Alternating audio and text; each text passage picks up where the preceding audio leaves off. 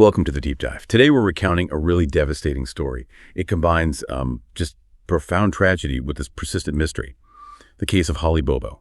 She was a 20-year-old nursing student, and her disappearance back in 2011 just completely upended her quiet community in Darden, Tennessee.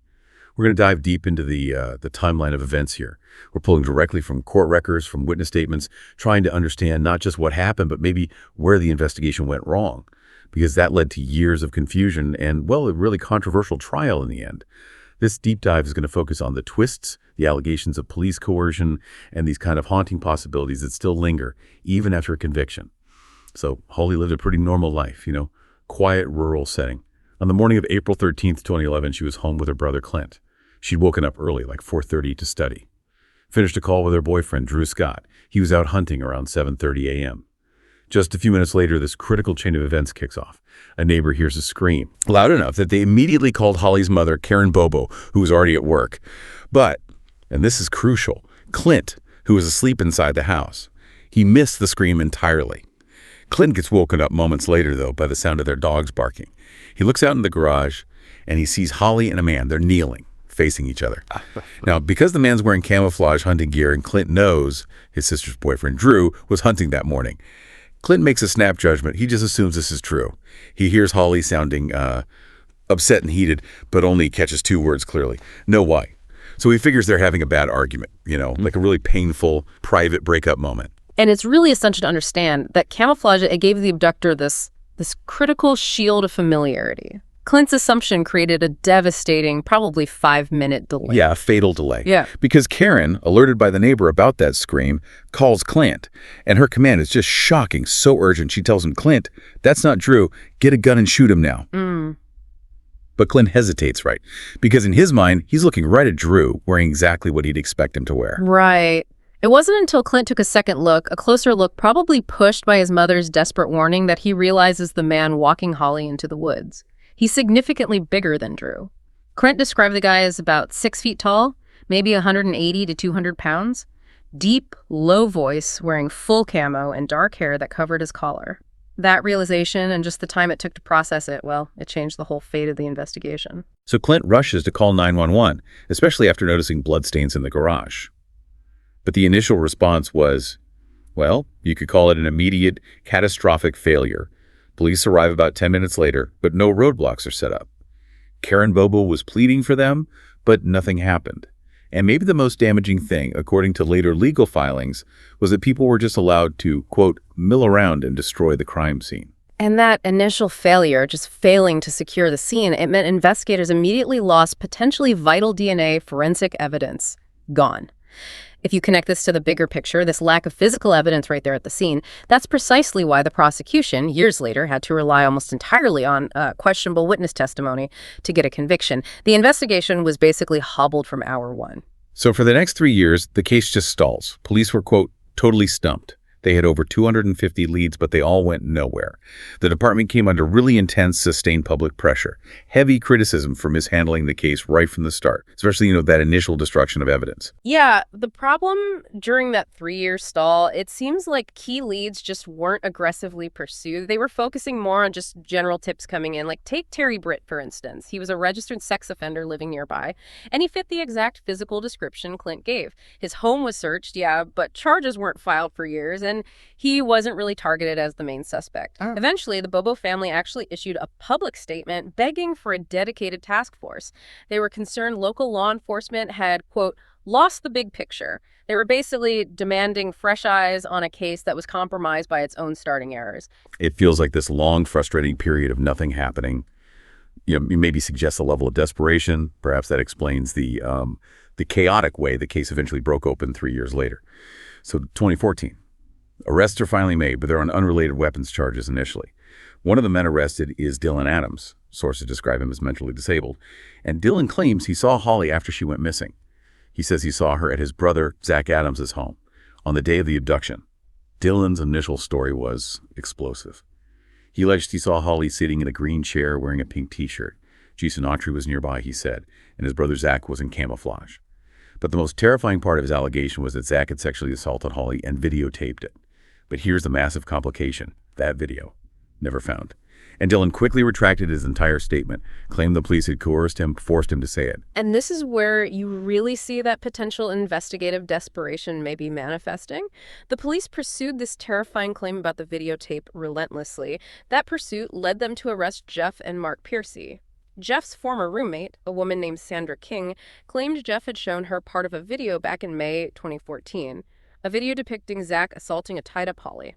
The police had zero physical evidence linking these guys initially. Their whole case seemed to hinge on connecting them through this alleged horrific video. But the video claims just imploded.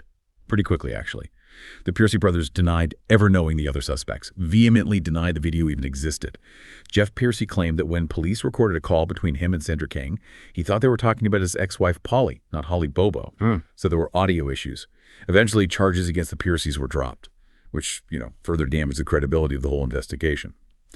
Then, 4 months later, hunters make this grim discovery. Holly's remains are found. It's in a wooded area about 20 miles from her home.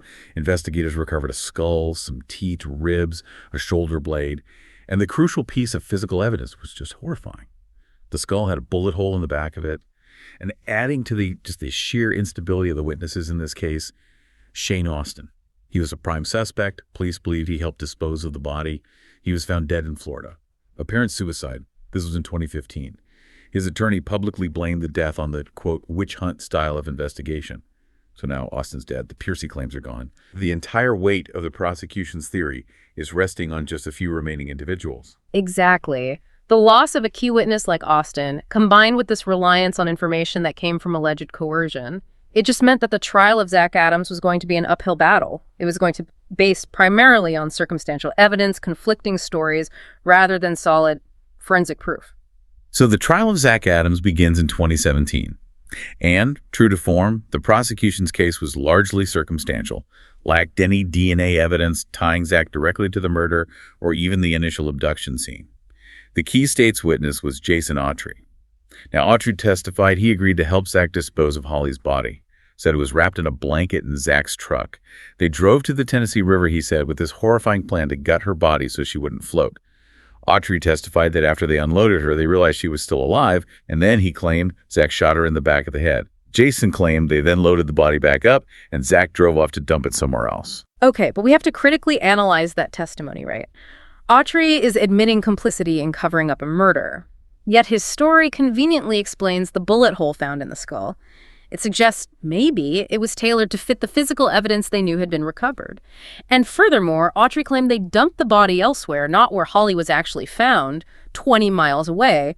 That's a massive inconsistency. It really undermines the reliability of their star witness. The prosecution's official theory at trial, when they presented, was that Zach, Shane Austin, and Dylan Adams went to the Bobo residence that morning to teach Clint how to make meth. And when Holly came out screaming, they abducted her. That meth motive, though, it feels highly speculative, almost like a weak link introduced just to place the suspects at Holly's house because there wasn't any other evidence tying them there. Plus, the prosecution argued Shane Austin was the man Clint saw in the woods. Why? Because Shane was the only one close to the correct weight and height. But Clint had described dark hair covering the neck. Shane had short, red hair. The puzzle pieces they still don't fit the official narrative. Right. Despite all these contradictions, including cell phone records that did not place the convicted man where Holly's phone was tracked after the abduction, the jury found Zach Adams guilty. First-degree murder, kidnapping, aggravated rape. He was sentenced to life without parole. And Dylan Adams, his brother, subsequently entered an Alford plea. That means pleading guilty to facilitation charges while still maintaining his innocence, basically saying he believed a jury would find him guilty anyway. So that brings us to now, to the shadows that linger long after these convictions. This case really demands we revisit the most compelling alternative suspect, Terry Britt. The defense maintains Britt is the real killer, and Britt fit the exact physical description given by Clint Bobo. When Clint listened to a voice sample of Britt's, he identified it as very similar to the abductor's voice he heard. On top of that, Britt was a registered sex offender who was arrested and actually served time for 3 separate rapes after Holly went missing. His profile just seems to perfectly match the abductor's description in a way the convicted men's profiles really don't. And this brings us back to maybe the most provocative mystery in the whole case. Karen Bobo's instant reaction on that phone call. Why did she tell Clint to shoot him now, based only on hearing about a scream? She wasn't there. She didn't see the camouflage. She didn't see them kneeling. Her immediate violent certainty. It raises this terrifying possibility that she knew something more was unfolding that morning, perhaps something related to these more radical theories that started circulating later. Yeah, that instant certainty from Karen, it feeds directly into the most unsettling theory that's been circulating in the community. The idea that Holly might have been an informant, maybe linked to a DEA or TBI safe house, and she crossed the wrong people. This theory tries to explain two huge anomalies in the investigation. First, Holly's apparent compliance during the abduction. Why didn't she fight more, run? And second, why her remains were found in an area described as so far out of the way. Suggests maybe a high-level cover-up was involved. And if you consider the sheer scale of the investigative errors, the compromised crime scene, the reliance on potentially coerced witnesses, the conflicting cell phone data, it does make you question, was it just incompetence? Or was it something more deliberate? Was the case truly just botched from the start, or was there maybe some pressure to redirect the focus away from certain suspects who might have had connections to these alleged informant activities? It's a disturbing thought. Whatever the actual truth is, the legal fight isn't over. Zach Adams is currently seeking to appeal his conviction, citing the mounting issues with the evidence and the testimony that was presented during his trial. So the case of Holly Bobo is officially closed. But the questions about whether justice was truly served, they remain heavy. When your key witnesses have died or recanted their stories or offered testimony full of inconsistencies, and when a prime alternative suspect who actually fits the description seems to have been sidelined, can the community, can her family truly have closure? And think about this. If Adams were to win his appeal, if that conviction gets overturned because the evidence presented was just too weak, the investigation would essentially be forced to start over, years after the fact. The crucial question then becomes, would authorities finally dedicate real resources to thoroughly investigate suspects like Terry Britt? Or would the focus shift again, maybe to protecting the flawed evidence trail that led to the original conviction?